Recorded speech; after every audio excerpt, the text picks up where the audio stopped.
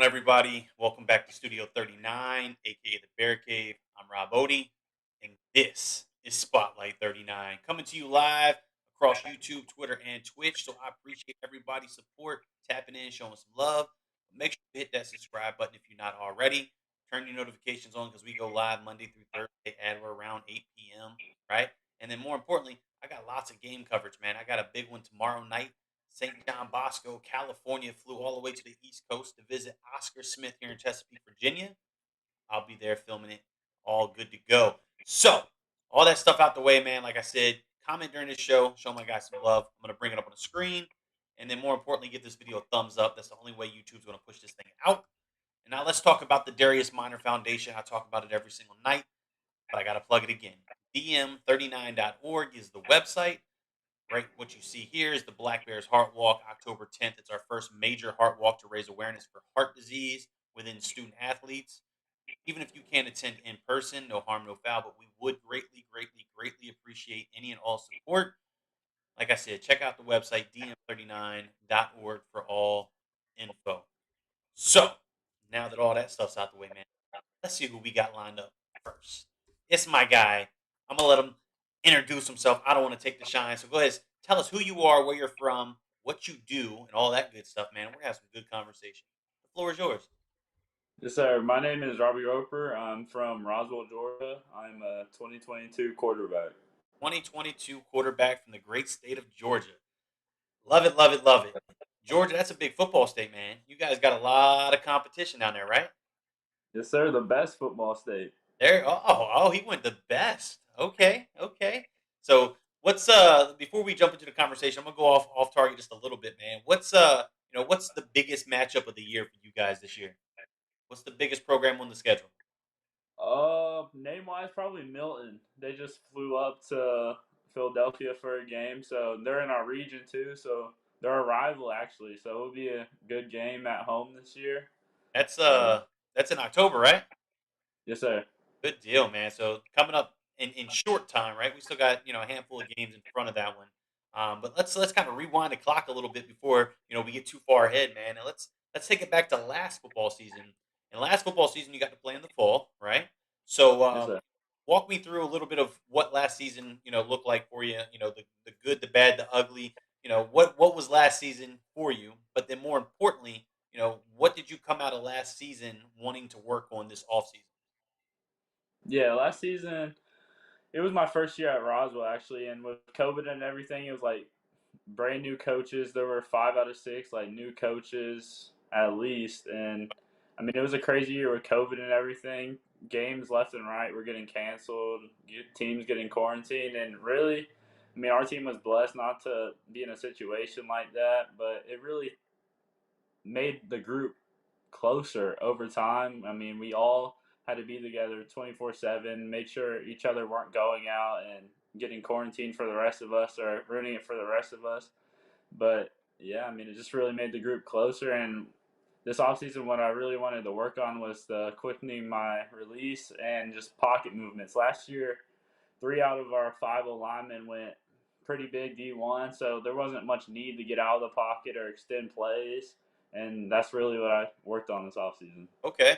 So with that, right? So did we, what did we do to work on that? Did we have a trainer? Do we, Mhm. basically go on tour like a lot of dudes did? As soon as camps opened up, what all were you involved with? What all did you do to work on that?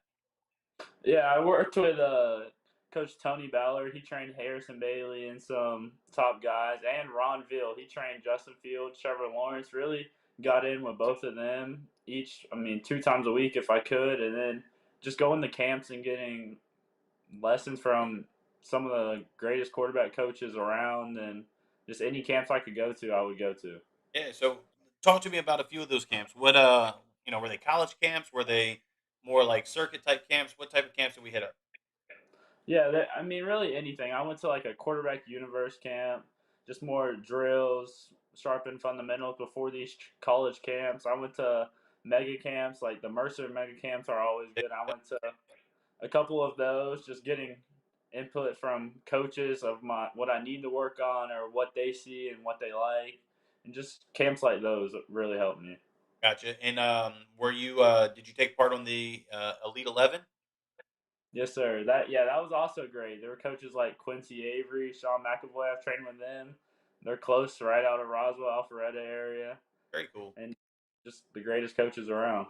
And so, walk me through what that Elite 11 looked like, because I've talked to a handful of dudes that's gone through it, man. I'm just curious, from your point of view, what was that experience like? Because you were there with some pretty big name dudes, right?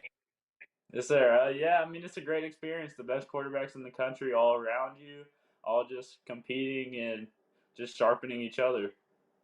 That's awesome, man. So we take all of that off season work, all those camps, right? All that preparation, and we come to current time, right? So we've played 3 games this year. What are you seeing from the hard work that you put in? Is it reflected on the field? What are you seeing? Yeah, I definitely see a big jump, not just in my mechanics or anything, but in my QBIQ, basically. I mean, pre snap, knowing where to go. And this summer, we worked hard, all of our receivers. They're mostly younger guys who didn't really touch the field much last year. But in the summer, we all would practice and then go to the field later that night and work on the same stuff, just repetition. And really, you can see that on film. Just timing and everything is really coming together. Yeah, so let's talk about what it's looking like this season, man. And if you don't have the exact stats, that's all good. But I'm curious because I follow the feed on Twitter, man, and I'm seeing you've had some pretty solid games to start the season, right? Mm. Yes, sir. Yeah, first game opened up. I had over 500 total yards. And I mean, I 400 over 400 total last game. The second game was like 380. So I have 16 touchdowns total right now, 14 passing, 2 running. So it's really just been an explosive start. 3 game sample size. We've got that many TDs with that many yards, man. That is outrageously great. So keep doing what Mm. you're doing in that aspect, man. So obviously, you've still got a lot of ball games, to play. You got the big one coming up that you talked about. So a lot of stiff competition, but I think you can handle it, right? And it's only going to help you shine that much more. So let's see if that transitions into the classroom, right? Obviously, if you're going to be a college athlete of any level, you've got to have the grades to get into the program. So, are we hitting the books like we hit the field? Yes, sir. I have a 385 right now. All my classes right now, I can early enroll. I'm taking just gyms and just classes like that. I only have 5 classes. I'm doing Classes? a dual enrollment for aviation. I would love to become a pilot at some program that has that. And Cool. yeah, That's very so good, man. So we got the grades, right? We got the talent.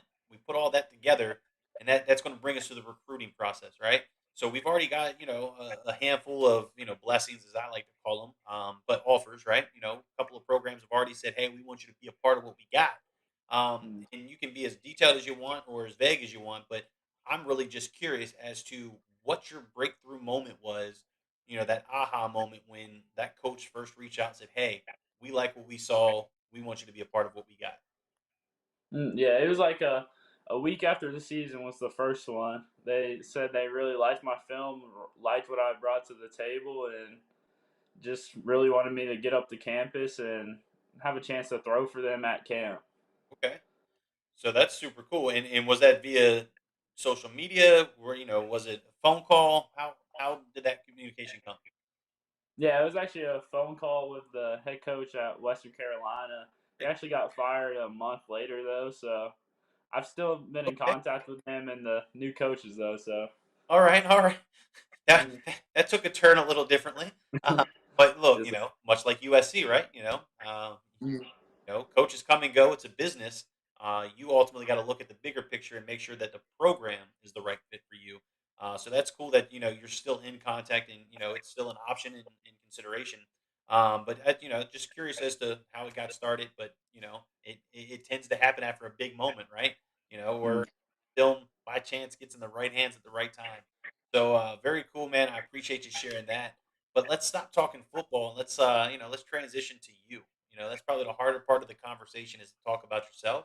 But I Mm. think great opportunity to give potential coaches, an idea of what your character looks like, and who you are and what you represent outside of the game, outside of being a student athlete.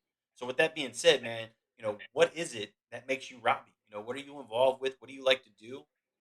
Tell me who Robbie is. Yeah. I mean, if I'm not playing football, I'm usually playing pickup basketball, just at the lake with friends. Really going tubing, anything outdoors. Okay, so we're an outdoors kind of guy, right? Just a How about that? How did I guess that before we went on air, right? That's kind of where I was leaning.